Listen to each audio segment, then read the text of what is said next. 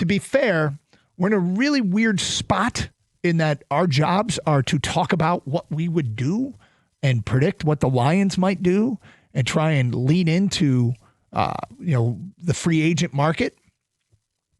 We have no clue what their budget is. None. Until they announce any kind of roster restructure, which they're going to do, then we'll have a sense for where they fit in terms of their bank compared to everybody else's bank, so we can gauge what is realistic. I guess, Scott, I'm in a place where I'm tempted to say they can afford Linderbaum until I know they can't. If you missed it first hour, I mentioned that Justin Rogers did a really good job of breaking down how Goff's contract could be converted to a bonus. They could drop him down to the veterans minimum of $1.3 million, and the other $53.7 would be given up front for a bonus, and that bonus would be divided evenly over the 4 remaining years, which means it's split up by $13 million a year, which means it would free up $40.3 million this year, which I am in favor of. Goff would get a bunch of money up front, and this is how these things work. But that would put him in a far more advantageous position. But anyway, with that said, who are you eyeing? Yeah, go for it. The two guys I'm looking at, first, one on offense, one on defense. The offensive tackle, I really locked into the Jedrick Wills idea that this is an offensive tackle, that there's a little bit of a risk, but I don't think that the price is going to be coming in too high for a guy who's missed some time with knee injuries that ended 2 seasons in a row for him. He sat out all of last season to get healthy, and by recent reporting, he was visiting with the Lions last week, visited with the Patriots, and he's going to visit some other teams. But that's somebody who I think you can get probably on a cheap, whether it's a 1-year prove-it deal or if it's a shorter term, probably cheap deal anyway. I look there. But the one that on the defensive side is from the defensive end position, a pass rusher. I want Cam Jordan. Yeah. Cam Jordan's a guy who brings a ton of experience. He's 36 years old, which normally people say, well, forget it. I don't want it. Well, he's still productive. He had 10.5 sacks last year with New Orleans. He's got 132 in his career. To my knowledge, he has not missed a single game in his NFL career. No. He has been incredibly durable during this time, and your availability is sometimes your best ability to have. And for a guy that is as productive as he has been in his career, that can lace him up every week, that's somebody who I'd like to take a look at on this team. And I don't think he's somebody who's going to cost you in double-digit $1 million. I think this is like a 1-year, hey, come work with Dan Campbell. You played at New Orleans when Dan Campbell was there. He knows who you are.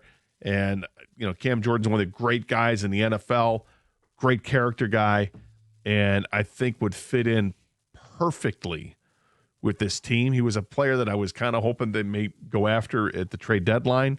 Didn't happen. Now he's available in free agency. I'd like to see it. I don't think he's going to call it a career yet. He's got some more left in the tank, clearly by the 10.5 sack season last year. Let's bring him here to Detroit, and let's do it on a 1-year deal. He's a good run defender to go with it. I think he totally fits the Lions' profile. And this is going through some market projections. He's not going to cost that much. And he's not going to get a long-term deal. And so, as far as I'm concerned, I think he fits exactly what they need when you fact all things considered. Like, you could probably go get better players, and they would cost a ton more money. And this guy's doesn't come with great risk. He stays healthy. I think there's 2 veteran edge rushers that are affordable that are still making plays. Number 1, though, the number 1 guy would indeed be Jordan. Number 2 would be Calais Campbell. I think fits their profile as well as an older, cheaper veteran that could be revitalized coming to Detroit with a chance to, compete at the highest level. And Scott, so I couldn't agree with you more on that. I think it makes all the sense in the world. And yeah, it's not gonna cost much, right? I mean, I saw the Athletic had a 1-year, $8 million, and that works. And there's familiarity with him from Campbell's time in New Orleans, And, just seems to make all the sense in the world, right? Absolutely. Yep. And that being said, I think we both wouldn't mind if they went out and got Linderbaum. No. But I don't expect it. I'd love to hear that they're in on the bidding for him. Yep. But again, that's going to be a big ticket item. But it's a big ticket item based on his position. It's not a big ticket item necessarily in terms of overall money. Mm-hmm. He'd set the market for the center position, but he costs less than a receiver does. I mean, you're talking about in the neighborhood of $20 million a year over 3-4 years. It'd be a hefty price. But again, with the Goff restructure and other things they need to do, I feel like they could afford it. But not much more than that, because you still have to fill out a roster, and they still would need probably a veteran safety, veteran tight end that need to be found in free agency, along with, edge rusher. And, if you let's say we went with these deals and Linderbaum and the Athletic is 4 years, $78 million. So you're looking at, what is that? Would be $19.5 million. $19.5 million for Linderbaum, $8 more million for Cam Jordan. So that takes you to $27.5 million. And now you've got like $13 million to fill out the rest. You're going to have to spread it pretty thin to fit under the cap. But I like the way you're thinking, Scott. And, that would be a great starting point for a strong offseason. Now, I feel like we've been primed not to expect. Like, we're being prepared. Not a lot of insiders don't think they're going to make a big deal. And I understand it. It's not really been in Brad Holmes' DNA to do that. He really focuses on the draft. But he also tries to fill needs in free agency. So will he go big at one position? If he does, my God, I'd feel so much better about the Lions if they did go get Linderbaum. And I'd feel like, boom, sweepstakes. They hit the jackpot with that signing. That's just again, if they could afford it, he's exactly what they need, right? Exactly what they need. 248-539-9797. Free agency gets underway at noon. We'll start to hear reports. There was movement today that we will discuss at 11:20 here on Karsch and Anderson on 97.1. Do you think that we're going to hear something about the Lions in the first 20 minutes or half hour of by 12:30? You think we'll hear something? No. Do you? My head tells me absolutely not. Right? Because that's not what Brad Holmes has done. My gut tells me we're going to hear something, although I'm not sure it's going to be necessarily a free agent front. I think it might just be restructuring front. And why is that? I don't know. I just think we have to hear something. Is this a hunch? It's more of a hunch. Okay.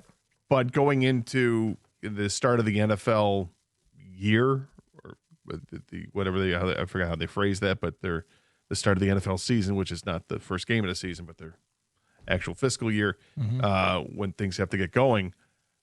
It's in a couple days. They have got to get compliant with the cap. And right now they are not. 248-539-9797. Mike and Davison, you're on 97.1. Good morning, Mike. Hey, good morning. What's up? Yeah, I just wanted to call in, Champ and Chump. I'm going to champ Jeremy Fears. And you've already got a couple calls just saying what I think is ridiculous things. It's easy to pile on. If you saw the Tom Izzo press conference, and while I was watching the game, if you get pushed in the back, he got fouled. If you get pushed in the back and your feet aren't perfectly even or parallel, that's exactly what's going to happen. If you're leaning forward, that foot's going to go up. If you get pushed in the back. So for Gene Steratore to come on there and say that's not a natural act, it's only because of this happening before, and now he's getting some kind of reputation. And then Izzo yelled at him, tore him a new one, and that's why Jeremy Fears, he took his medicine, and he put the blame on himself as the leader of the team. And that's why after the game he said, yeah, that can't happen. I made a mistake. That was only because Izzo told him, that you better not do anything. And then right after that, he got fouled twice. Right after that, he drove to the basket, and Cadeau slammed him again. Well, hit his arm. It definitely got his wrist. There was no call. And then there was a body contact. And then play after that. No, he's not getting any of these calls now. And then in the second half, he started getting his calls because he's great at drawing fouls. And so, that's that. And those people calling in, talking about Izzo. Do you think he's going to hurt and MSU, Mike? Do you think Fears' play and his reputation and his earning is going to hurt Michigan State in the tournament? But it's not an earned reputation. It is an earned reputation. It is an earned. Look, I'm a proud Spartan. Against Michigan, Mike, I'm a proud Spartan. It's an earned reputation. If we can just agree to that, do you think it's going to affect Michigan State? No, it's not an earned reputation. It's a fault. I don't know what you're even watching. Said that in the press conference. Izzo disagrees with you.